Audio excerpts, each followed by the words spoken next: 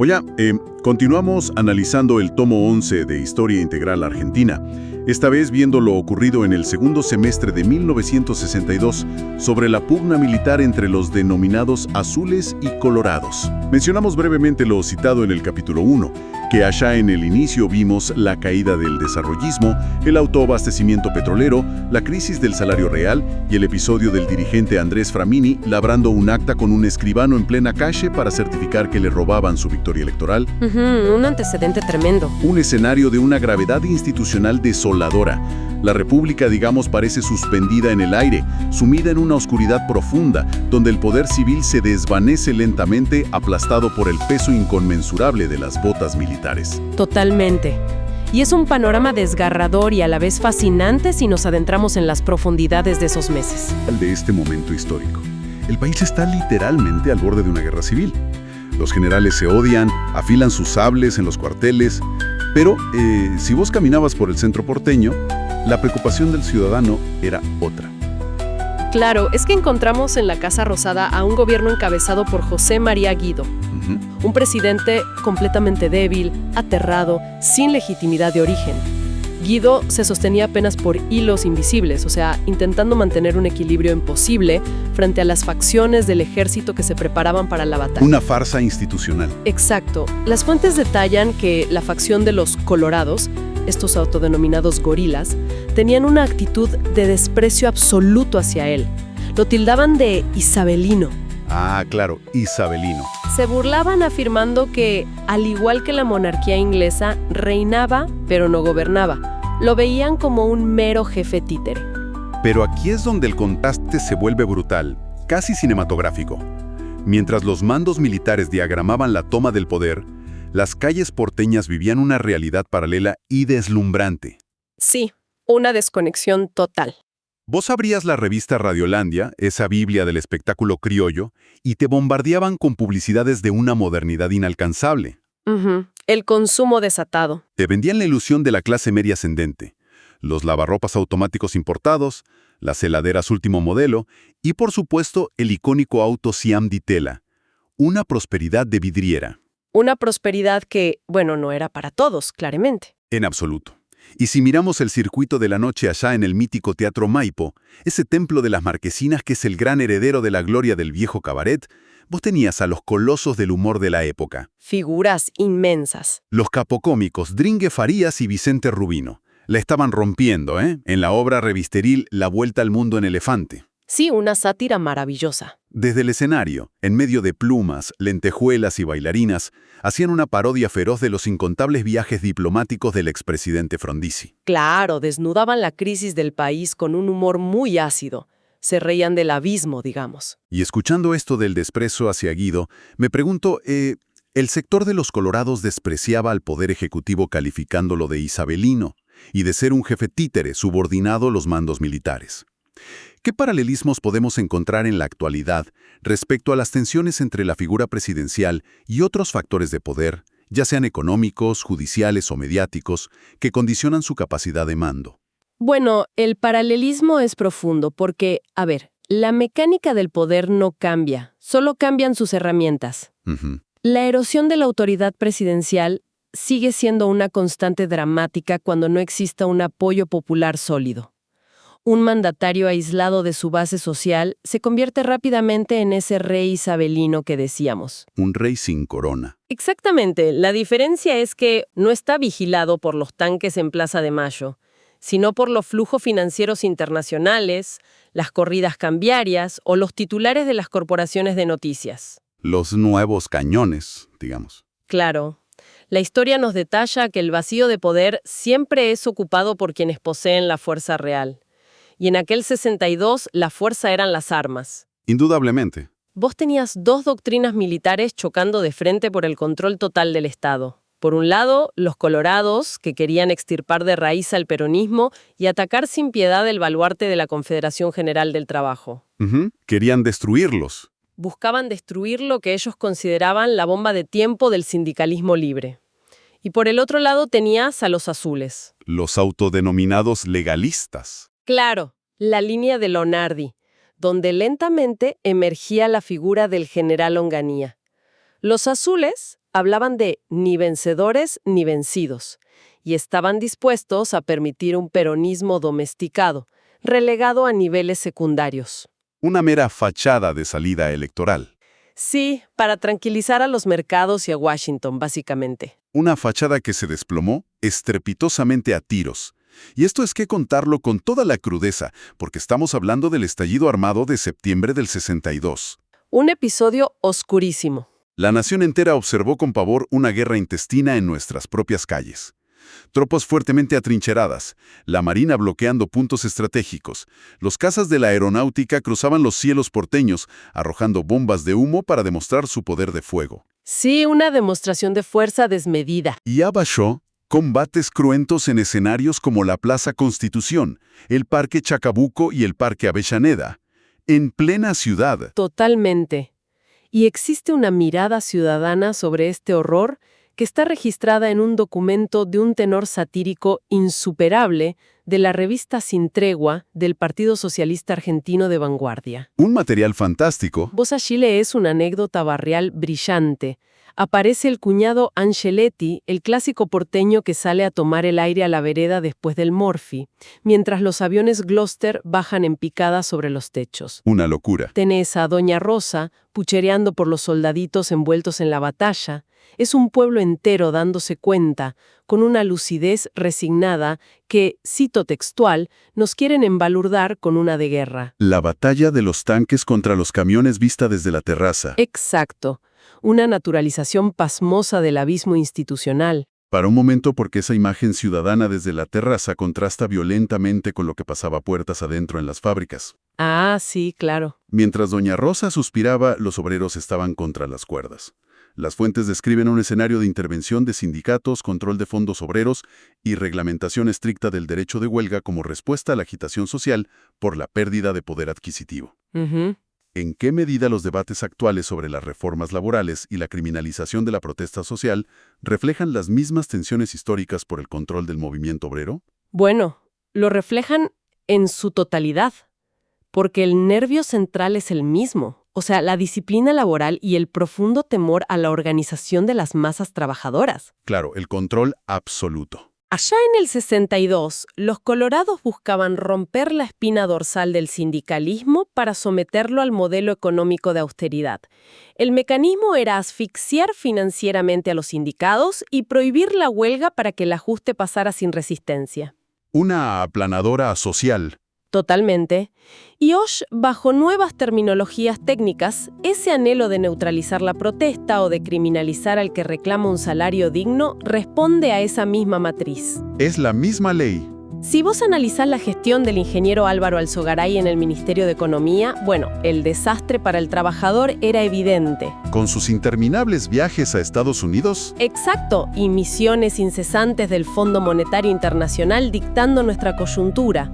Y como corolario de este ajuste, el lanzamiento del famosísimo Empréstito de Recuperación Nacional 9 de julio. El Empréstito 9 de julio. Un título rimbombante que escondía una realidad asfixiante para los bolsillos. Sí, una transferencia de recursos disfrazada de patriotismo. El drama de cada día era de un dramatismo absoluto. El dólar trepaba de forma imparable. Primero a 151 pesos con 50 centavos. Y luego, sin piedad, subía a 170,35. Una devaluación brutal para la época. Y la humillación final, el Estado pagando el aguinaldo en cuotas miserables. El trabajador veía cómo su salario se evaporaba en la cash. El poder de compra destruido. Y esto me lleva a pensar en la disonancia de los discursos oficiales.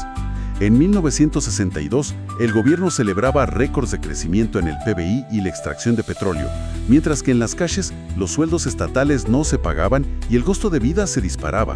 Sí, dos países distintos. ¿Cómo se manifiesta hoy esa misma desconexión entre los indicadores de éxito económico que anuncian los gobiernos y la realidad de la heladera vacía en los hogares argentinos? Bueno, se manifiesta a través del uso de la macroeconomía como un formidable escudo discursivo. Interesante. Vos lees la balanza de aquella época y la de la actualidad y te encontrás con la misma narrativa. El gobierno alaba indicadores, elogia las reservas del Banco Central. Festejan los números. Celebra el superávit comercial o los niveles de extracción, sí, pero lo que ocultan deliberadamente es el mecanismo de transferencia de ingresos. Claro, el bolsillo roto. Detrás de un PBI que crece, a menudo hay una pauperización feroz del poder adquisitivo. La macroeconomía brilla en las planillas de los ministros, mientras la heladera del trabajador de a pie permanece trágicamente vacía. Es la justificación técnica del sacrificio ajeno, digamos. Un escenario desolador. Pero mientras el pueblo argentino sentía cómo le vaciaban los bolsillos y miraba perplejo los combates en los parques, el gobierno de Guido también recibía una presión asfixiante desde el exterior. La geopolítica, claro. El escenario internacional estaba al rojo vivo. Estamos hablando del gravísimo bloqueo a Cuba en ese fatídico mes de octubre de 1962. La crisis de los misiles. Allá en el Caribe, los aviones supersónicos U-2 norteamericanos descubren misiles soviéticos listos para un ataque nuclear.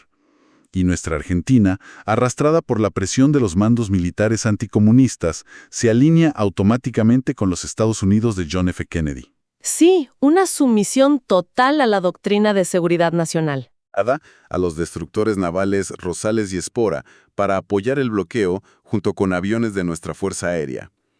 Esto expone una fragilidad diplomática terrible. Absolutamente. La caída de Frondizi fue acelerada por su postura de abstención ante la expulsión de Cuba de la OEA, desafiando la presión de Estados Unidos.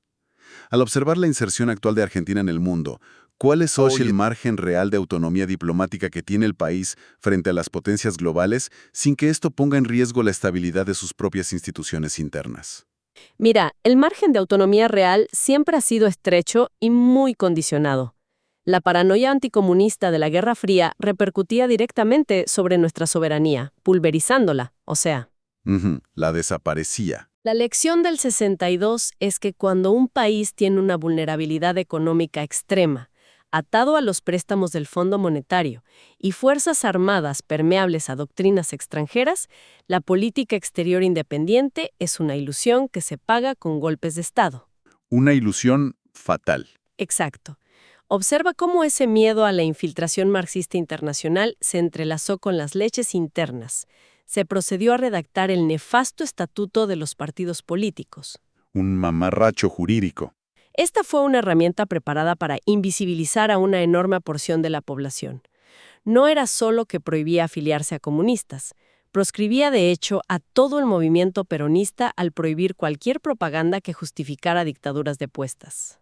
Claro, el bozal absoluto. El nivel de absurdo totalitario llegaba al extremo de prohibir que los partidos políticos incluyeran en sus nombres palabras como argentino o nacional. Para un minuto. ¿Me estás diciendo que en tu propio país, bajo un gobierno supuestamente constitucional, la ley te prohibía usar la palabra argentino para nombrar a un partido político? Sí, así de delirante era el nivel de censura. Es una locura jurídica. Reducían los derechos civiles a la clandestinidad pura para mantener una representación popular artificial. Tal cual. Esto me lleva directamente a pensar en los mecanismos de censura. El Estatuto de los Partidos Políticos de 1962 prohibía explícitamente la propaganda y la participación de sectores considerados totalitarios para restringir la representación popular. En la era de la información, existen formas de proscripción moderna a través de algoritmos o cámaras de eco digitales que invisibilizan las voces disidentes de manera tan efectiva como lo hacían los decretos militares. Bueno, a ver, los mecanismos cambian, pero el objetivo de controlar la conversación pública es el mismo. Allá se silenciaba la disidencia asfixiándola en los tribunales electorales mediante el estatuto. Los algoritmos de las grandes plataformas tecnológicas actúan como un edicto de censura silenciosa, digamos. Pero déjame hacerte de abogado del diablo acá. Un edicto militar te metía preso, te clausuraba el sindicato o te proscribía formalmente. Un algoritmo de redes sociales, en el peor de los casos, te esconde un tuit o te baja el alcance. Claro, sí. ¿Realmente podemos equiparar la proscripción militar que amenazaba tu vida con la falta de interacción digital? Es una excelente objeción. Obviamente el costo físico no es equiparable. No hay tanques en la calle por un algoritmo, pero si analizamos el efecto sobre la representación popular y el debate democrático, la analogía se sostiene. El resultado final. Exacto. La proscripción del 62 buscaba que ciertas ideas no tuvieran peso en la esfera pública. Las cámaras de eco digitales y la desmonetización algorítmica logran exactamente eso.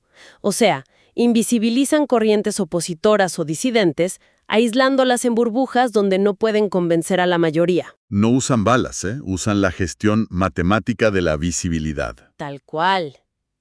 Y mientras el panorama nacional descendía a este oscurantismo político inenarrable en el 62, hubo una pequeña luz en medio de la bruma asfixiante. A ver, contame. Me refiero al triunfo del movimiento humanista en la Universidad de Buenos Aires con el doctor Julio Olivera. Fue una tentativa valerosa de aislar a la universidad de todas esas intromisiones militares y de la barbarie ideológica. Fue un pequeño faro de resistencia intelectual, digamos, demostrando que la academia intentaba preservar un espacio para el libre pensamiento. Una chispa efímera en medio de una inmensidad nocturna que se avecinaba trágica. Totalmente. Y esto me lleva, antes de despedirnos de este recorrido, a plantear algo que sobrevuela todo lo que charlamos hoy. Una interpelación para todos los que nos escuchan. A ver. Pensemos profundamente en esto. ¿Y si el verdadero legado de esta crisis dantesca entre azules y colorados no fue la victoria estratégica de Onganía ni la caída de Guido? ¿Y si el mayor triunfo de los factores de poder fue la brutal anestesia social que lograron inocular en nosotros? Es una posibilidad escalofriante. Pensá otra vez en esa imagen que nos detalla la revista. El cuñado Angeletti en la vereda, Doña Rosa, el ciudadano porteño que sale a la calle a observar los bombardeos militares en pleno Parque Avellaneda, mirándolo igualito a como si fuera una película de matiné continuado en el cine, mientras comía su morfi con total tranquilidad. Sí, la naturalización del horror. Esa apatía absoluta, esa costumbre criolla nuestra de ver los tanques estacionados en la plaza, encogerse de hombros y seguir caminando como si nada pasara. Ese fue quizás el mayor triunfo que obtuvieron las élites. Y preparó el terreno para lo que vino después. Por supuesto, porque al anestesiar la capacidad de asombro y de indignación de un pueblo, prepararon de manera lenta y firme el terreno psicológico para las tragedias muchísimo más oscuras, sangrientas y devastadoras que se nos avecinaban en los años 70. Más que recuerdos, más que documentos, Mágicas Ruinas también es una interpelación para comparar épocas. Desde 2003, Mágicas Ruinas ofrece un recorrido profundo por archivos que marcaron el siglo pasado con una presencia diaria en Facebook. Suscríbanse y activen las alertas para no perderse ningún hallazgo. Aquí, la historia no es algo estático, es una travesía que nos ayuda a descifrar el hoy.